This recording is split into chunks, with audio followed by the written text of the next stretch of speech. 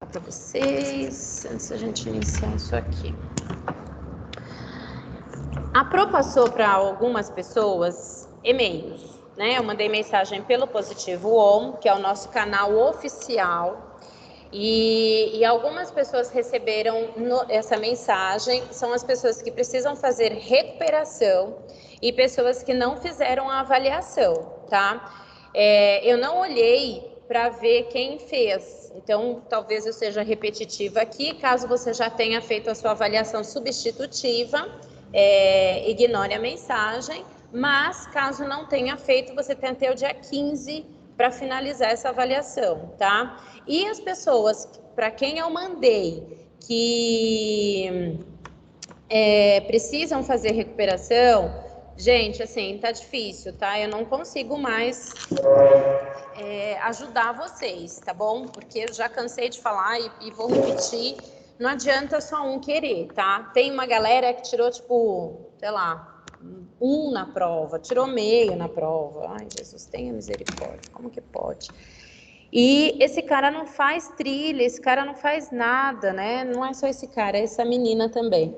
Então, assim, gente, não dá, tá bom? Eu não sou Jesus para fazer milagres, tá bom? Então, dá uma sacudida e vai fazer o que precisa ser feito. Fala. Eu tirei, se não me engano, 6,65 na sua prova. E aí eu fiz a recuperação, mas eu não sei se eu tinha necessidade, mas eu fiz a recuperação Funciona também. assim, Não sei Lívia. se acrescenta na minha vida, mas eu fiz. Claro que acrescenta. Tudo que você faz acrescenta. Nada é feito de qualquer maneira.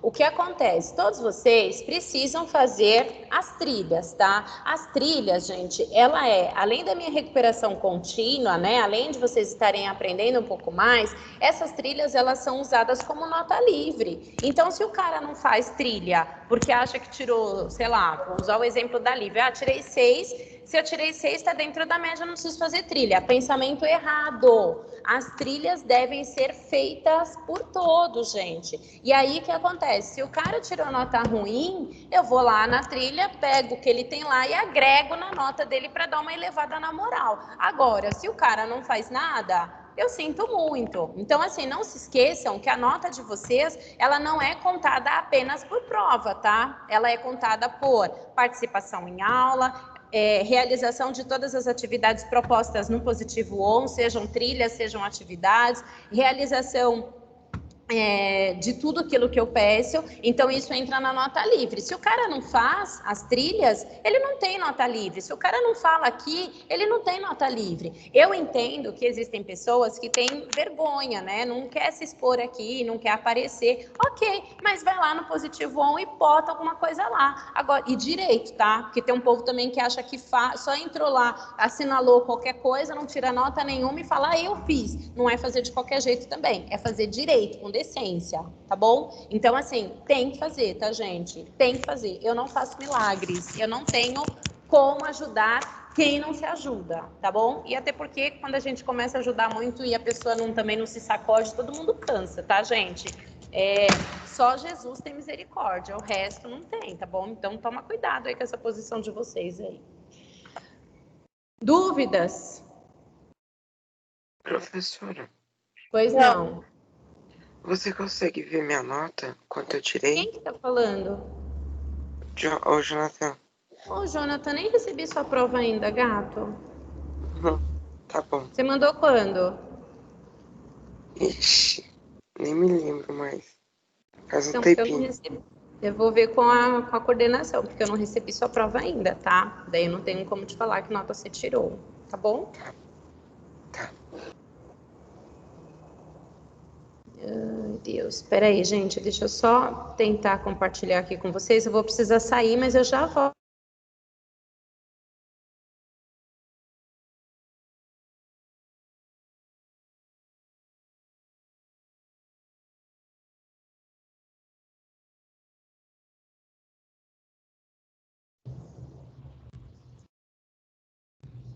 Deixa eu ver aqui.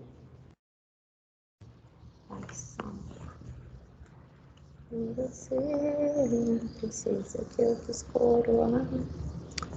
Peraí, gente, deixa eu fazer de novo o teste aqui para ver se eu consigo compartilhar com vocês o nosso querido e amigo Positivo On. Porque esse Teams tem hora que compartilha e tem hora que não. Se eu não conseguir compartilhar, vocês abram a apostila de vocês aí na página 36, tá?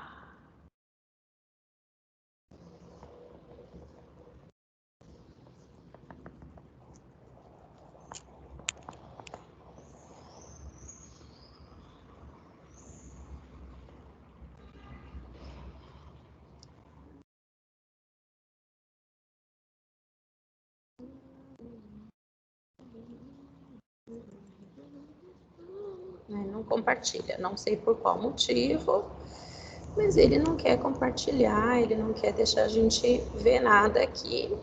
E ele é seletivo, tá, gente? Porque até agora eu estava compartilhando e a vida fluía, mas ele não tá querendo mais aqui, tá? Não sei por quê.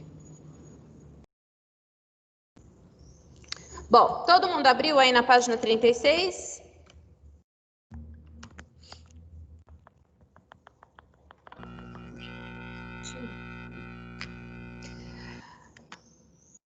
Ai, gente do céu, a pessoa entra só para responder presença.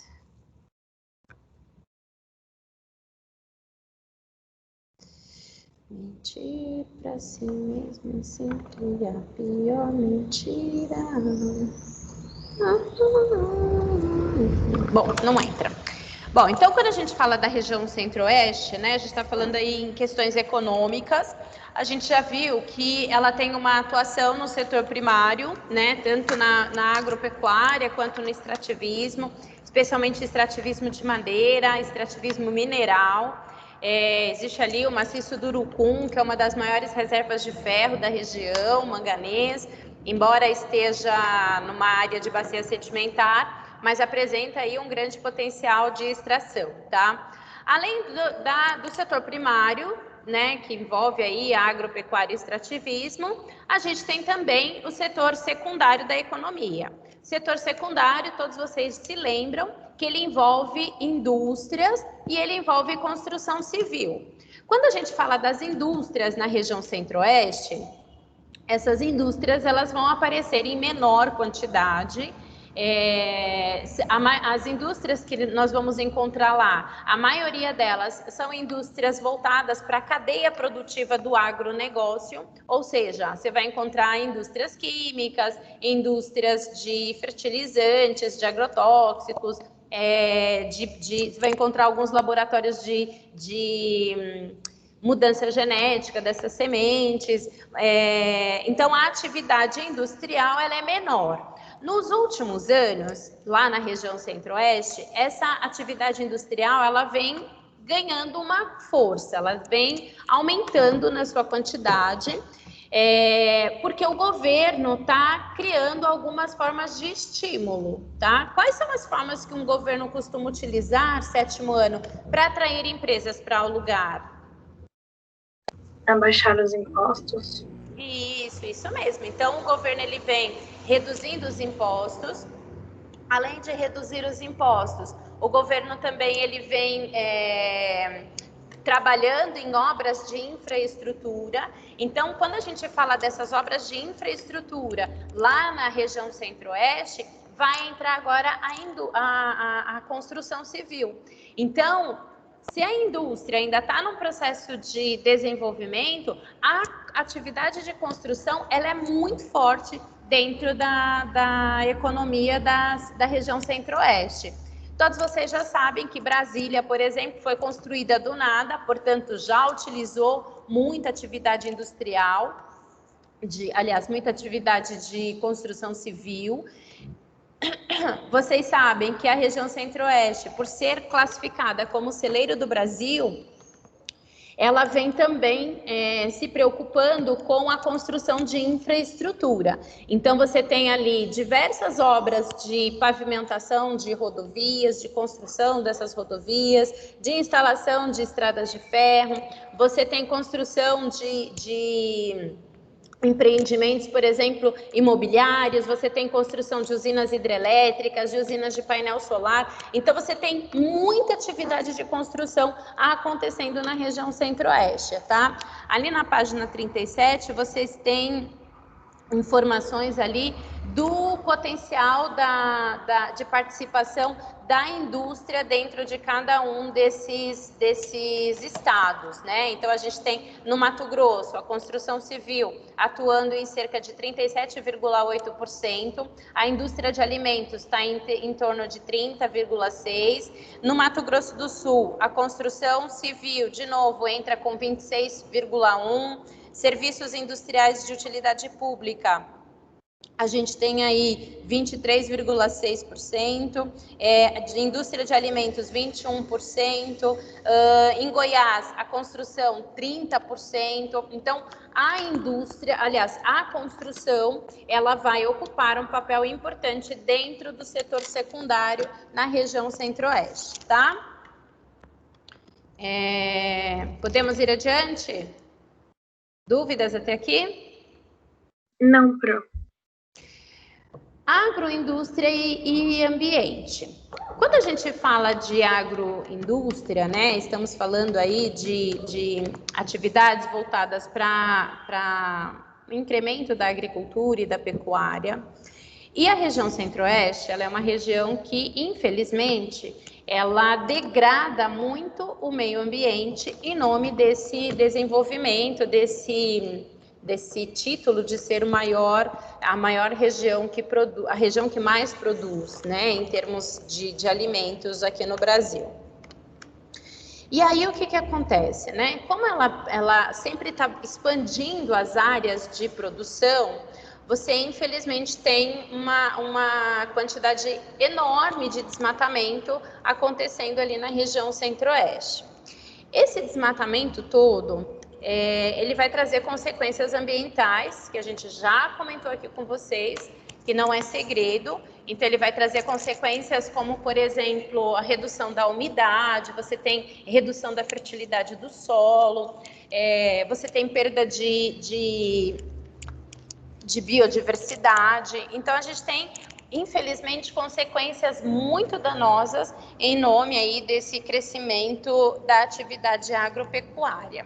E aí, existem várias frentes, né, várias organizações que estão trabalhando para que haja aí uma maneira de reduzir esses impactos ambientais. Então, a gente tem muitas ONGs, né, algumas delas, a maioria delas não são ONGs governamentais, que vão trabalhar para que haja uma preocupação maior em preservar as questões ambientais.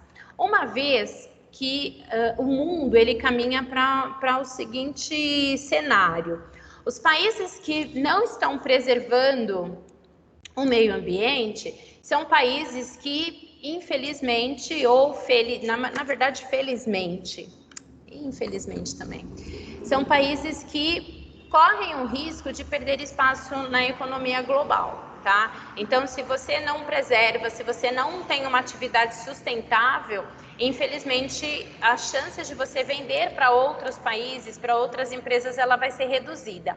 E aí, por conta dessas questões, existe hoje uma preocupação muito grande lá na região centro-oeste para que sejam preservadas essas áreas ambientais, para que sejam cuidadas. Existe uma pressão para o governo, para que ele melhore a fiscalização, para que ele amplie as áreas de reservas ambientais, para que ele incentive, inclusive, os produtores rurais a destinar uma área das suas terras para preservação ambiental. Então, existe muita pressão.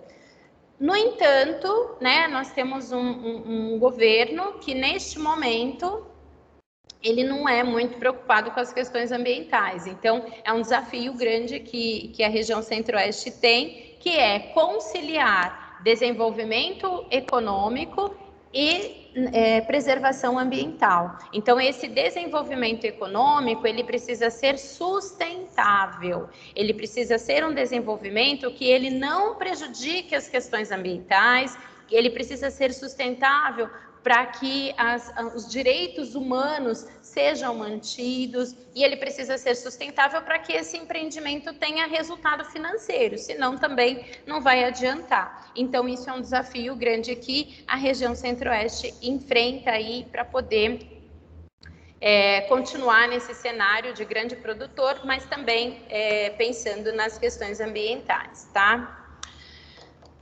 Turismo ecológico e turismo cultural. Esses dois são os dois tipos principais de turismos que a gente vai encontrar na região Centro-Oeste.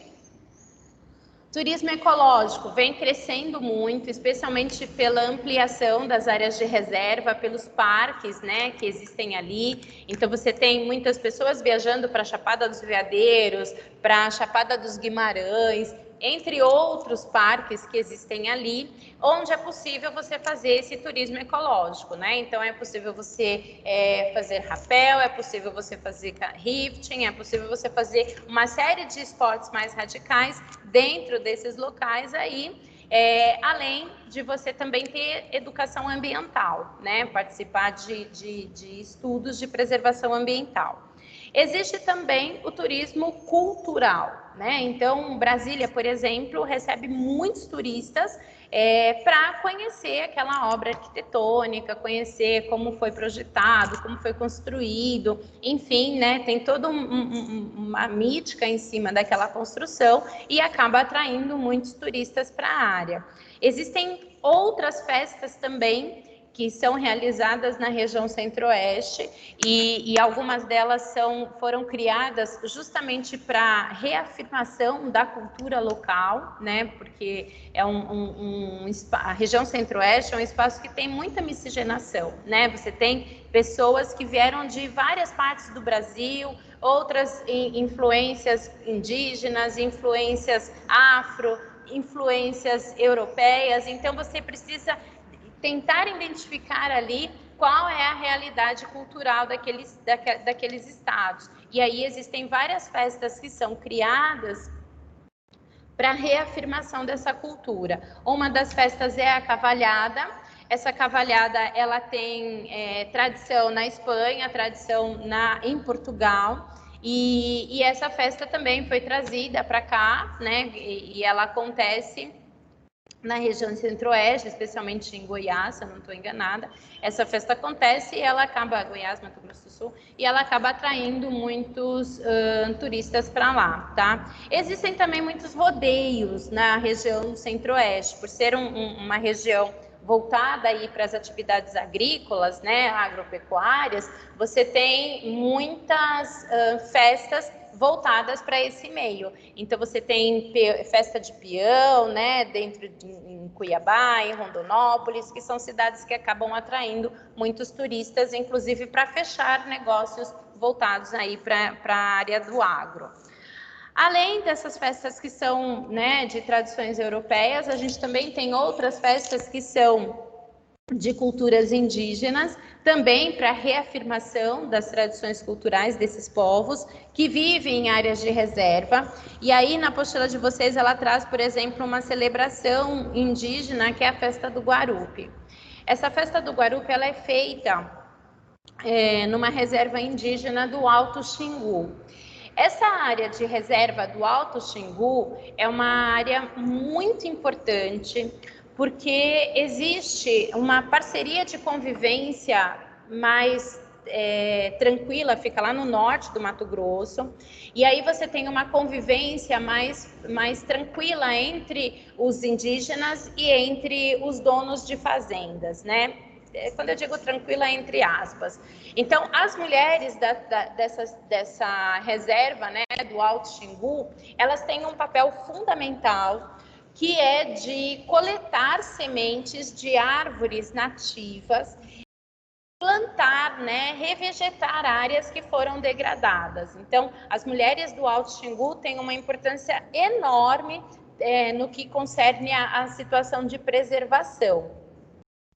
Quando a gente fala, né, dessa região do Alto Xingu, é uma área de reserva e ela está cercada por grandes fazendas, tá? Por grandes latifúndios que produzem soja, que produzem, que criam, né, animais como gado, por exemplo, e essa reserva ela vem sofrendo pressões.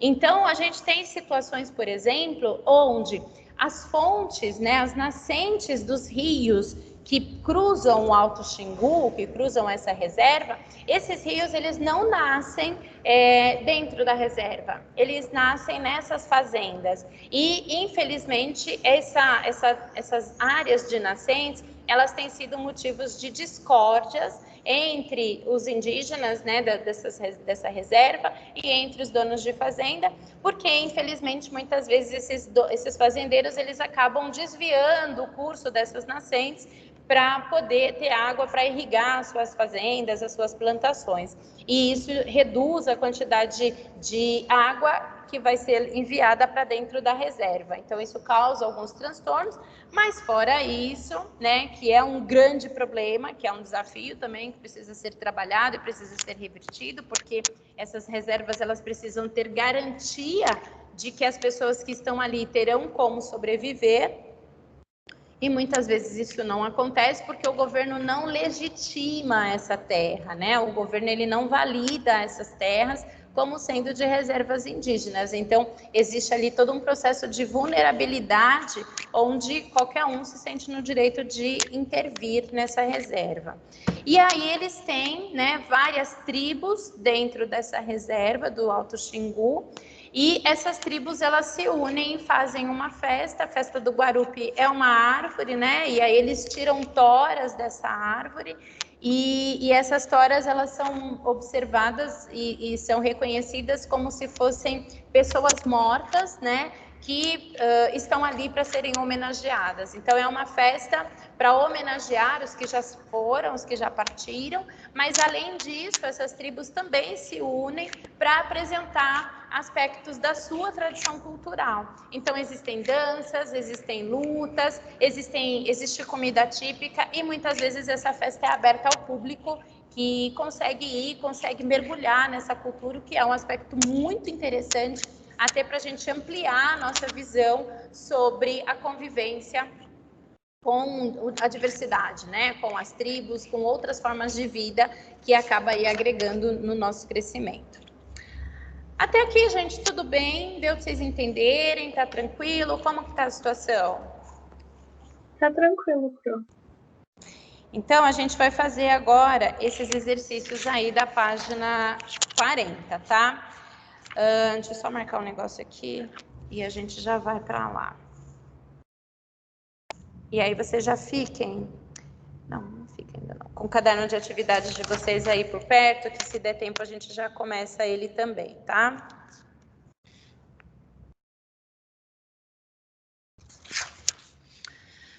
Bom, então a gente tem ali... Gabriel, lê para mim a primeira questão, por favor.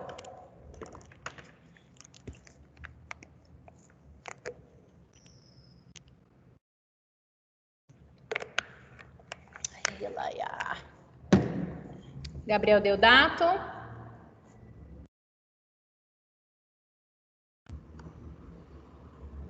Gabriel. Giovanni, você lê pra gente, querido?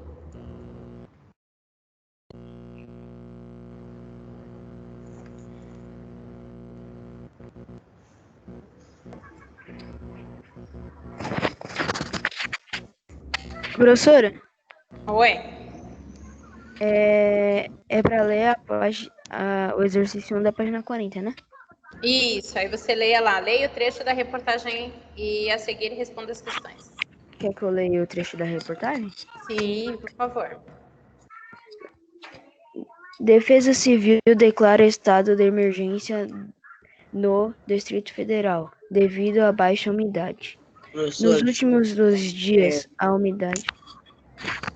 Pode continuar, Gilberto. A umidade relativa do ar alcançou o índice mínimo de 11% no Distrito Federal. A redução levou a Defesa Civil do Distrito Federal a declarar estado de emergência.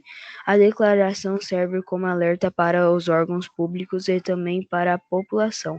Crianças e idosos são os que mais sofrem com a baixa umidade. Quais os Então, a fatores gente... naturais estão relacionados à baixa umidade do ar mencionadas na reportagem? Alguém sabe dizer, sexto ano, por que que na região centro-oeste, especialmente nessa reportagem que fala do Distrito Federal, eles têm índices de umidade semelhantes ao de um deserto, baixíssimo? Que fator São altitude, concentrados no latitude... continente? Desculpa? Continentalidade?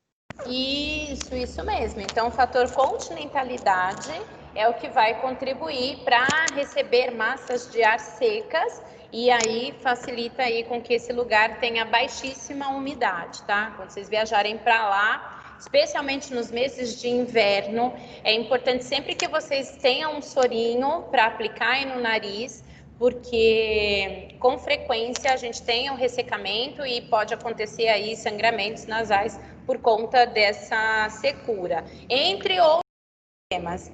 Quais são os problemas de saúde que podem aparecer por conta da baixa umidade do ar? Alguém sabe? São aqueles que normalmente a gente tem aqui quando está no inverno. O que aparece? Sinusite, rinite, problemas no geral. Isso mesmo. Então, a gente tem problemas respiratórios, né?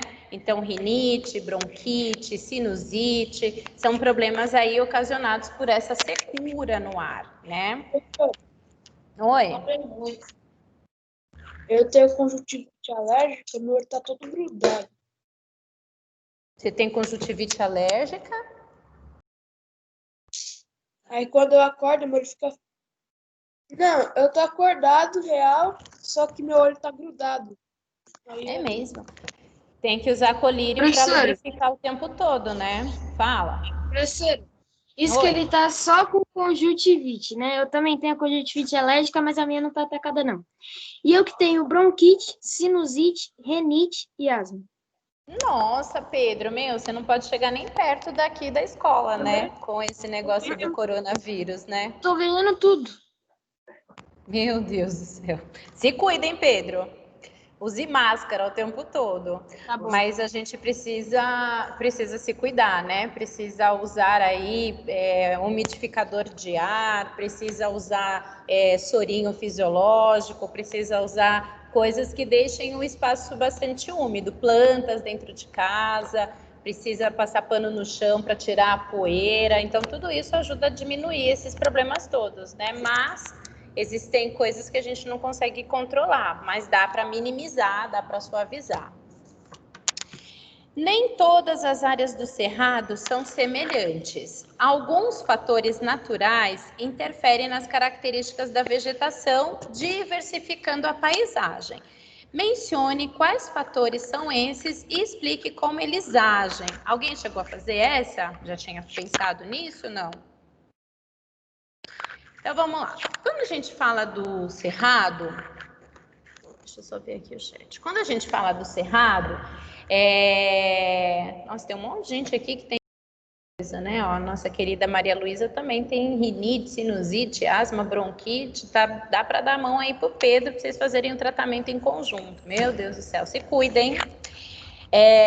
Então, assim, o cerrado, ele apresenta como característica principal ter 2 estações do ano bem definidas, e isso vai influenciar diretamente na vegetação. Então, você vai ter uma vegetação que vai ser adaptada a períodos mais chuvosos e adaptados a períodos com menos chuva. Mas a gente tem também, né, dentro do cerrado, vegetação que vai ficar próxima às áreas dos rios, né, que é a mata ciliar, a mata de galeria. Se a gente está mais perto do rio, a gente tem algumas mudanças nesse espaço. Quais são as mudanças? São áreas mais úmidas, né? São áreas que muitas vezes acabam sendo mais férteis. Se são mais úmidas, se são mais férteis, será que a vegetação vai ser a mesma que a do cerrado, que vai apresentar árvores mais espaçadas umas das outras, que vai apresentar vegetação rasteira? Vocês acham que vai ser igual ou vai ser diferente, mais próximo dos rios?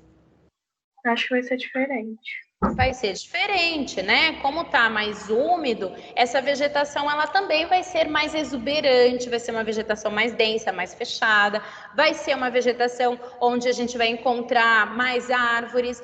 E a gente tem também o norte da região centro-oeste. O norte da região centro-oeste é uma região que o clima que predomina ali é o clima equatorial, né? Equatorial úmido, quente e úmido. E aí o que acontece? Por ser mais quente e úmido, a vegetação também vai modificar. A gente vai ter uma vegetação ali de floresta, tá? Então a gente tem alguns fatores aí que vão modificar a vegetação que a gente tem na região centro-oeste e também no cerrado, tá? Então, se a gente colocar, por exemplo, fatores como o solo, fatores como a hidrografia, fatores, por exemplo, como o clima, eles todos aí vão contribuir para influenciar no tipo de vegetação, tá? Então, os fatores vocês podem colocar esses três, né? O solo, o clima, a hidrografia.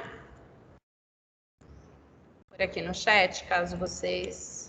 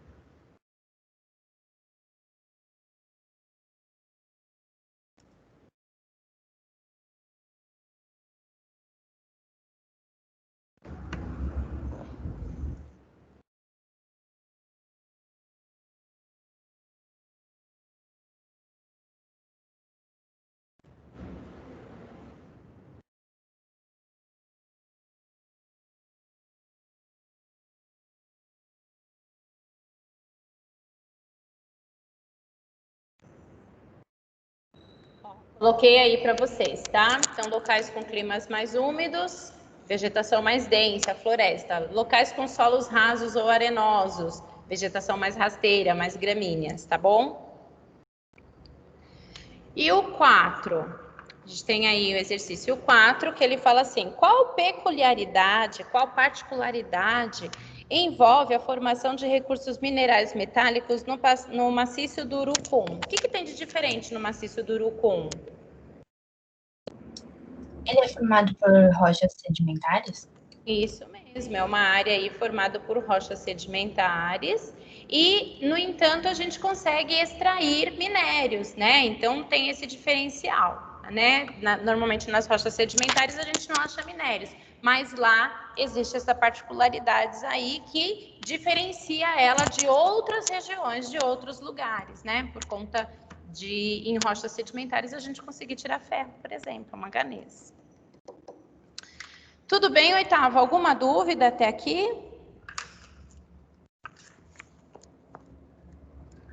Oitavo não, 7. Não, até agora não. Então tá bom. Então a gente vai fazer caderno de atividades, tá? Eu não consigo compartilhar com vocês. Não sei por quê, mas eu não consigo compartilhar com vocês. Então a gente vai fazer a página 12, 13, até onde der, tá bom? A gente tem alguns minutinhos aí, a gente vai fazendo.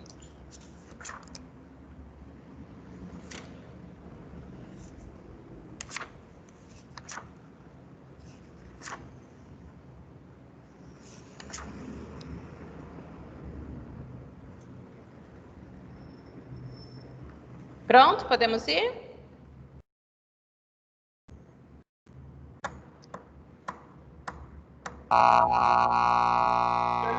Sim. Vamos começar de trás para frente, gente. Vamos lá para a página 20.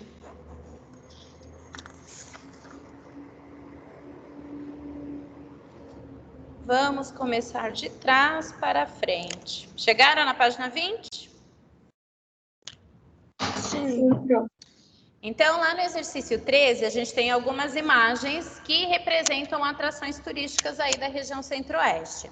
Vocês deverão dizer onde elas ficam. Então, a gente tem aí foto 1, foto 2, foto 3, foto 4, foto 5, foto 6.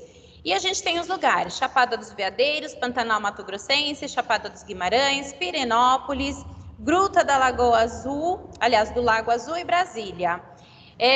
Qual das imagens vocês acham que é a Gruta da Lagoa Azul? É a 4, professora? A 4, isso mesmo. Então já bota a 4 aí. Qual das imagens é Brasília? É a 2. A 2, pode botar ali 2. Qual das imagens vocês acham que é o Pantanal, uma área de planície alagadiça, a maior área de planície alagadiça do mundo? A 6? A 6, muito bom. Então vai lá e bota Pantanal Mato Grossense na 6. Qual das imagens vocês acham que é a Chapada dos Guimarães? Chapada dos Guimarães tem uma cachoeira chamada Véu da Noiva.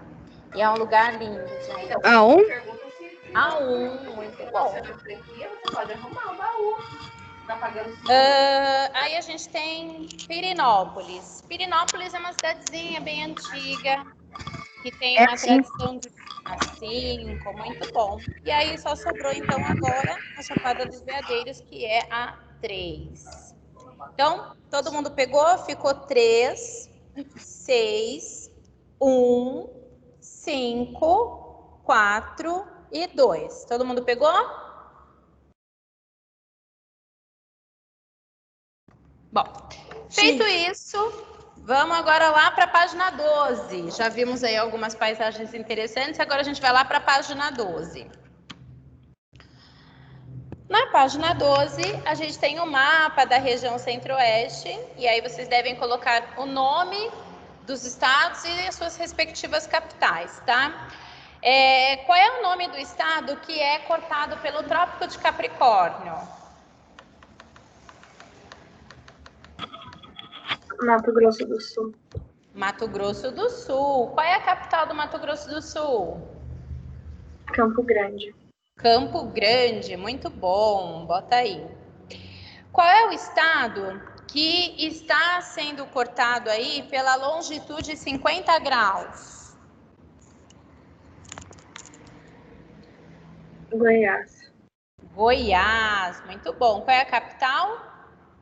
Goiânia. Goiânia, ok. Qual é o estado que está ali na latitude 10 graus?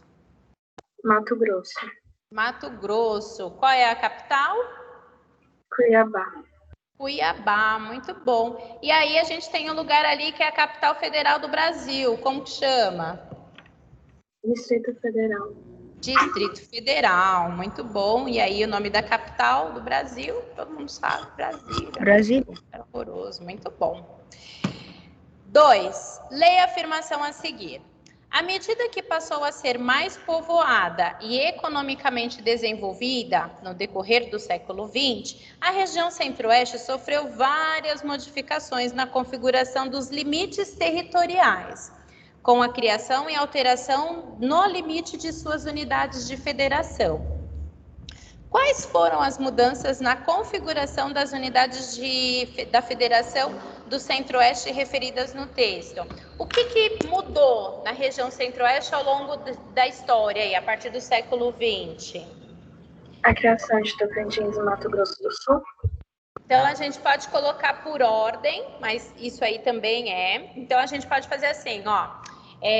Primeiro, cria Brasília, né? Em 1960, a gente tem a construção de Brasília. Em 77, o estado do Mato Grosso vai ser dividido em 2. Mato Grosso e Mato Grosso do Sul.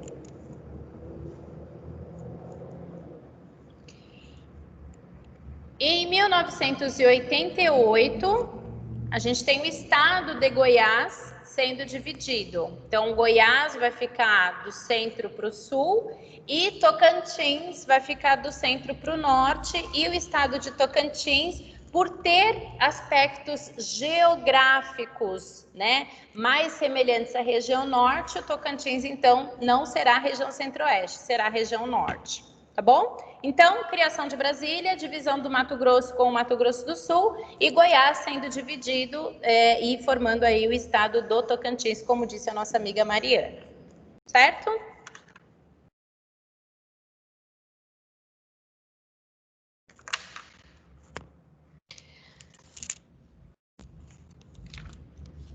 Bom, sétimo ano, eu vou pedir para que vocês continuem aí a fazer os exercícios e nós vamos finalizar a correção dos mesmos amanhã, tá bom?